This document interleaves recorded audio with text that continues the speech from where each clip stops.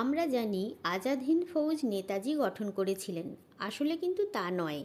Netaji Japan যাবার আগেই Japan সরকারের সহযোগিতা ও সমর্থনে সিঙ্গাপুরে মোহন সিং নামে এক ভারতীয় মিলিটারি অফিসার এবং পলিটিশিয়ান এই আজাদ হিন্দ ফৌজ বা আইএনএ গঠন করেন। 11 ফেব্রুয়ারি 1942 থেকে এই সংগঠনের কাজকর্ম চলতে থাকে ডিসেম্বর 1942 পর্যন্ত।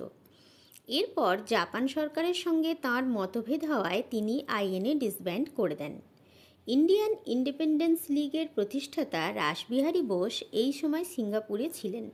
তিনি ইন্ডিয়ান ন্যাশনাল আর্মিকে এই সময় নেতৃত্ব দেন এবং সামলান। এরপর তিনি আইএনএকে সামলাবার জন্য সুভাষচন্দ্র বোসকে সিঙ্গাপুরে আহ্বান জানান। 2 জুলাই 1943 তাঁর আহ্বানে নেতাজি সিঙ্গাপুরে পৌঁছান এবং ভগ্নপ্রায় আইএনএর দায়িত্ব নিজের হাতে তুলে নেন। নেতাজির নেতৃত্বে দ্বিতীয়বার আজাদ হিন্দ ফৌজ গঠন করা হয়।